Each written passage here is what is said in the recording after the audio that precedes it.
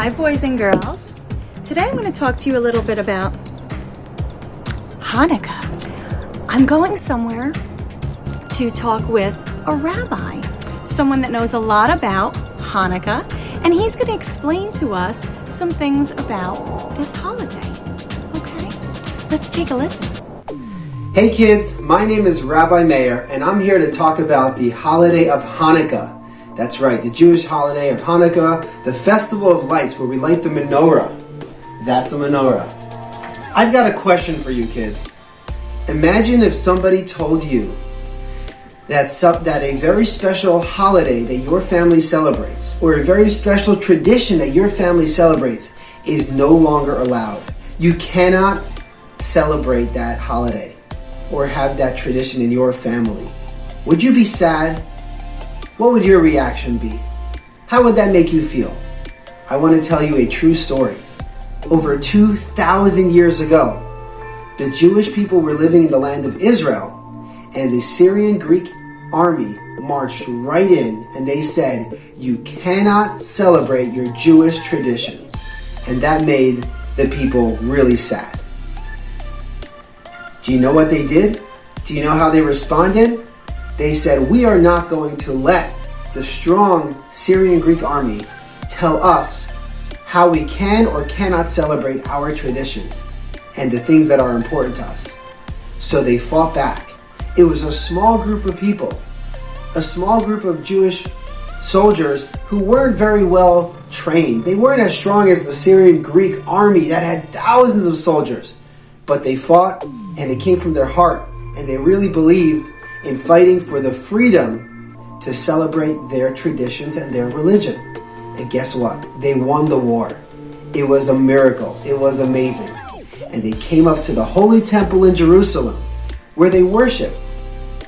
And they came inside, and it was a mess. The Syrian Greek army made a mess in the whole temple. So they cleaned it up. And they wanted to light the giant menorah, the giant candelabra. Sort of like that, just much bigger. They wanted to light the menorah, but there was no more oil. The menorah uses special oil in the temple to be able to light it, and they didn't have any more.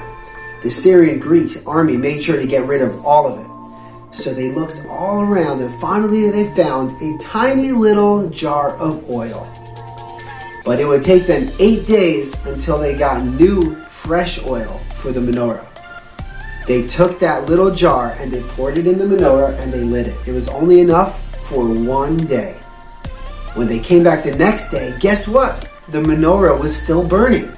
There was only enough oil for 1 day, yet it burned for 2 days. Then they came back the next day and it was still burning. Day number 3. And it continued day number 4, 5, 6, 7, and 8. And on the 8th day, the menorah was still burning. Wow, a miracle. It's called the miracle of the oil. And that is why we celebrate every year the holiday of Hanukkah, to remind us of the miracle of the oil burning. And we light the menorah with 8 candles. Some people still use oil to remember that miracle, but most of us use candles. And we also remember the miracle that the small group of people were fighting for what they felt was right and the freedom to be able to celebrate their family traditions and their religion. And it's a really important lesson to remember.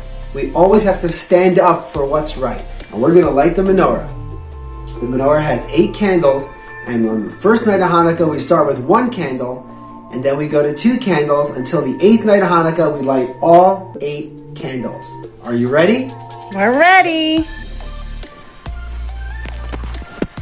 Make sure you always have a mom or a dad or a grown-up with you if you're going to light candles. Some people use colorful candles. Some people use white or blue candles. The color of the candles is not what's most important. The most important part is to light the candles and spread the light and the love and the positivity to the world. And light up the world with happy things and kindness and being nice to people. That's the most important thing, and that's the message of the Hanukkah menorah. And we also put it by the window so that it lights up the world around us and not just our home. Are you ready? Here it goes.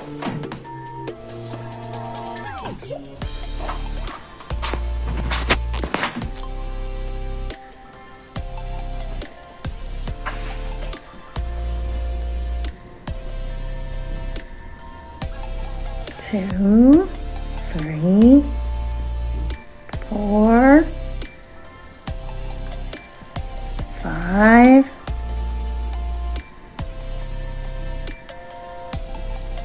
6, 7, 8.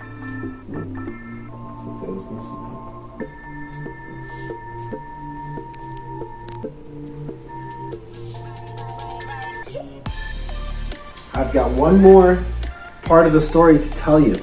I've got something special in my hand. It's called a dreidel. It's like a little top, and you spin it. Let me show you how.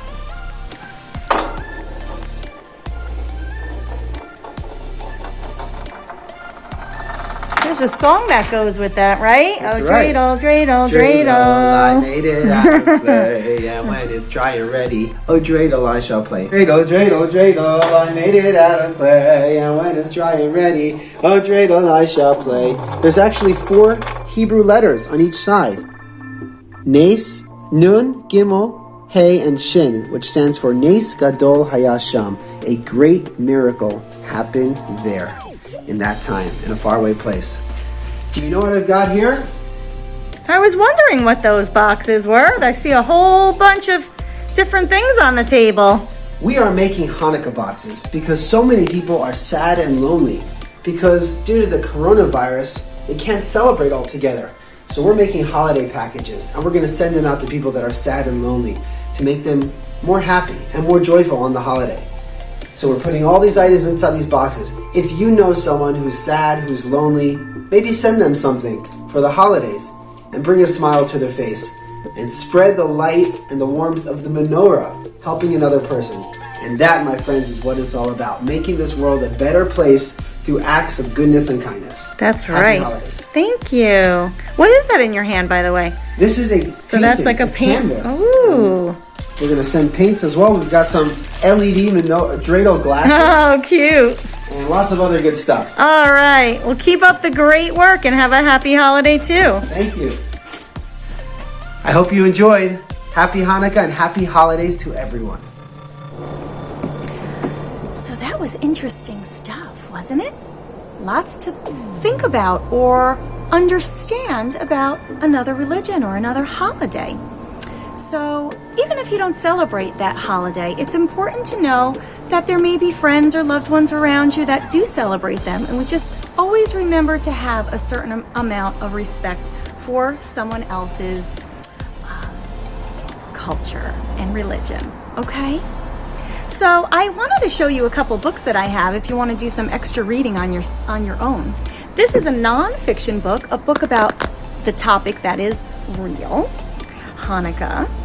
And inside of it, it talks a little bit about the holiday of Hanukkah, the history, and what children and families do. People celebrate Hanukkah during the Jewish month. And it's the last 8 days in November or December. See all the pictures? Shows the children lighting a candle with their parents. Right? Jewish people sing prayers while they light the menorah. Some people sing songs and give gifts. All right? So this is a nonfiction book. And I do have a Hanukkah book, a fiction book, but it does talk about Hanukkah, okay? And this is a darling book that actually shows a family. And look at this. It's got little movable flaps. And you can turn the page and move another flap. And you can turn another page, and guess what? You can move another flap. So these are all wonderful books that you can read to brush up more on the topic. All right? So these are super duper fun. If you are someone that's celebrating Hanukkah, I wish you a happy holiday. Okay, friends. See you soon. I'll catch you learners next time. How about we light some candles, like the menorah, in the learning zone.